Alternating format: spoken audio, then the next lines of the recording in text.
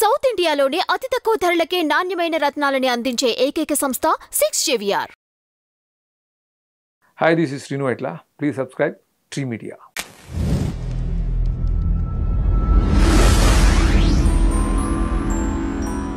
అంటే ఎక్కువగా మీరు ఈ ట్రాక్స్ ఉంటాయి చూసారా, ఈ క్యారెక్టర్స్, ఈ ట్రాక్స్ మీ ఐడియానేనండి, లేకపోతే ఇక్కడ ఎవరైతే ఈ కోన గారికి సంబంధించిన అంటే ఈ సీక్వెన్స్లో ఈ ట్రాక్స్ రావాలి అంటే కథతో సంబంధం కొన్ని ఉంటాయి, కథతో సంబంధం లేకుండా కొన్ని ఉంటాయి, ఆ విధంగా తీసుకురావడం అన్నమాట. ఇది స్క్రీన్ ప్లేని ఈ ఐడియాలజీ మీదేనా? ఎప్పుడు అండి డైరెక్టర్ బట్టే సినిమా డిజైన్ అవుద్ది.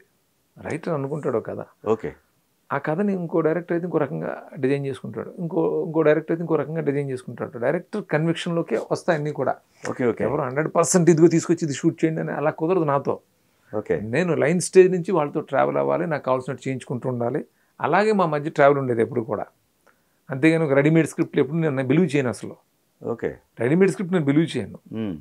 స్క్రిప్ట్ అనేది ఒక లైన్ స్టేజ్ నుంచి నేను ట్రావెల్ అవ్వాలి, అందరం కలిసి చేయాలి అది. రైట్. అంటే అది వాళ్ళ జాబ్, టోటల్గా కేవలం డైరెక్షన్ మాత్రమే నా జాబ్ అలా ఉండదు.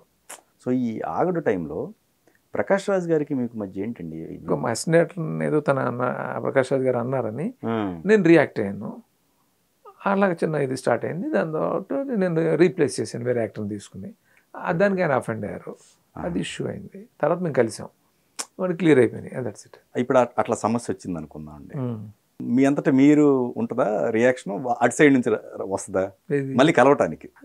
ఎలా అయినా జరగచ్చు అది. అంతేగాని అది వాళ్ళే నన్ను అప్రోచ్ అయ్యారు, లేదా నేనే వాళ్ళని అప్రోచ్ అయ్యాను, ఇవన్నీ కాదు కదా. సో అది జరుగుతూ ఉంటాయి. ఓకే. అది నేను ఎప్పుడు ఎక్కువ పెద్దగా క్యారీ చేయనేది కూడా. నేను ఎప్పుడు ఏది తీసుకోరా, సీరియస్ తీసుకున్నాను చాలా. నా అసలు దేనికి అన్నెసరీ విషయాలకు నా బ్రెయిన్లో స్పేస్ ఇవ్వను నేను అసలు. ఓకే. నాకు ఇష్టం ఉండదు. కానీ అవే డిస్టర్బ్ చేస్తుంటే కెరీర్ పరంగానో లేకపోతే ఎక్కడో డిస్టర్బ్ చేస్తుంది. మనం ఇంపార్టెన్స్ ఇస్తే చేస్తాయి, మనం ఇంపార్టెన్స్ ఇవ్వకపోతే చెయ్యు. అంతే కదా. విషయం ఉంది, విషయం మరి నేను కాన్ఫిడెంట్గా మొదటి నుంచి చెప్తున్నాను. ఏదైతే నేను రిజల్ట్ ఎక్స్పెక్ట్ చేశానో ఆ రిజల్ట్ వచ్చింది. ఎంత యాడ్వర్స్ సిచ్యువేషన్స్లో కూడా ఆ సినిమా అనుకుని హిట్ అయింది. ఓటీటీలోకి వస్తే ట్రెండింగ్ నెంబర్ 1 ఆల్సో ఓటీటీలో వచ్చింది.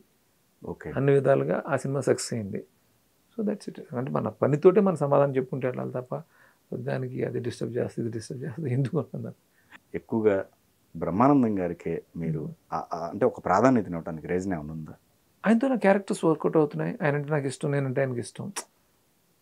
సో ఆయనతో మేము చేసిన క్యారెక్టర్స్ అన్నీ విపరీతంగా వర్కౌట్ అవుతున్నాయి. సో దానివల్ల ఎక్కువ క్యారెక్టర్స్ చేసాం. ఇంకా ఇన్ ఫ్యూచర్ కూడా ఆయనతో చేయాలని ఉంది నాకు. చాలా కష్టపడి చేస్తారు ఆయన. నేనంటే ఒక స్పెషల్ ఇంట్రెస్ట్ తీసుకుంటారు. ఓకే. అంతా ఎన్నో మెమరీస్ మా ఇద్దరం. చాలా సినిమాలు ట్రావెల్ కదా, ఆనందం నుంచి చేస్తాం. ఇప్పటికీ బాగుంటుందండి. అప్పుడప్పుడు కొన్ని వస్తుంటాయి ఆనందం. ఎంఎస్ గారిది ఆ డైలాగులు, అప్పటికి డైలాగులు కూడా మీరే రాసినట్టున్నారు ఆనందం టైం కదా, మంచి టైమింగ్ ఉంది. ఎప్పుడునండి డైలాగులు ఇవే కాంట్రవర్సీస్ ఎలా ఉంటాయంటే, నేను ఇప్పుడు రైటర్ ఇచ్చింది తీయలేను, నేను తీసుకుంటాను అందులో పనిచేస్తూ. Right. Okay okay. Final version నేను రాస్తాను. ఇప్పుడు సినిమా ఇట్లా టైమింగ్ అని ఎందుకు అంటారు? అది సినిమా ఇట్లా రాస్తేనే వస్తుంది, మీరు రాస్తే రాదు. Correct, exactly. అదే అవును. ఏదైనా పనిచేస్తుంటే డెఫినెట్గా తీసుకుంటాను నేను. ఓకే. వర్షన్స్ ఉంటాయి, ఆ వర్షన్స్ తీసుకుంటాను. కానీ వాళ్ళు ఇచ్చింది నేను తీయలేను, ఎందుకంటే నాకు నా టైమింగ్లో నేను రాయాలి. ఎందుకంటే అప్పుడే సినిమా ఇట్లా టైమింగ్ వస్తుంది. ఇది యారిగెన్స్ కాదు, నా వీక్నెస్ అవ్వచ్చు.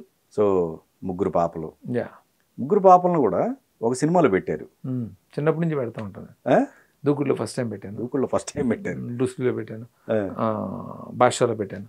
అదొక ఆనందం మీకు ఫ్యూచర్లో చూసుకోవాలి. చిన్నపిల్లలు కదా అప్పుడు, వాళ్ళు పెద్దోళ్ళు అయిపోయారు. ఇప్పుడు ఏం చేస్తున్నారండి? పెద్ద పాప LAలో ఉంటుంది, బిజినెస్ మేనేజ్మెంట్ అక్కడ LMU యూనివర్సిటీలో చేస్తుంది. ఓకే. సెకండ్ డాక్టర్ వచ్చి లండన్లో ఇంటర్నేషనల్ లా తను చేస్తుంది, లండన్లో.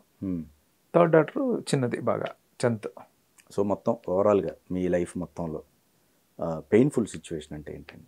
లైఫ్లో పెయిన్ఫుల్ సిచ్యువేషన్ రీసెంట్గా నాన్నగారు చనిపోవటం ఒకటి, ఈ మధ్యకాలంలో. చిన్నప్పుడు అప్పుడు మా అమ్మగారు చనిపోవటం, రెండు నా లైఫ్లో పెయిన్ఫుల్ సిచ్యువేషన్స్. నాన్నగారిది న్యాచురల్. ఓకే. అంటే ఒక 2021లో చనిపోయారు ఆయన. అది నన్ను బాగా అంటే ఎవరికైనా ఉంటుంది ఫాదర్ అంటే. సో అది నన్ను ఈ మధ్యకాలంలో బాగా నన్ను బాధ పెట్టింది. అట్లా చిన్నప్పుడు మా అమ్మగారు చనిపోయినప్పుడు ఈ రెండు నాకు లైఫ్లో హ్యాపీయెస్ట్ అండి. హ్యాపీయెస్ట్ చాలా ఉంటాయి. హ్యాపీయెస్ట్ చాలా. Life is beautiful. నిజంగా చాలా మెమరీస్ ఉన్నాయి నాకు. ఆనందం పెద్ద హిట్ అయినప్పుడు, లేకపోతే చాలా సినిమాలు వర్షం హిట్లు అవుతున్నప్పుడు, మా పెద్ద బాబు పుట్టినప్పుడు, ఎన్ని మెమరీస్ కొన్ని ఉంటాయి కదా అలాంటివి. సో చాలా ఉన్నాయి. ఓకే. బై గాడ్స్ గ్రేస్ చాలా మంచి మెమరీస్ ఉన్నాయి. చెప్తున్నారు, చెప్పండి. ఇంకా పెద్ద బాబు పుట్టినప్పుడు ఇంకా రెండు పిల్లలతోటి నాకు ఎప్పుడు స్పెండ్ చేస్తున్నా చాలా హ్యాపీగా అనిపిస్తుంటుంది. హాలిడేస్ చాలా సరదాగా ఉంటుంది.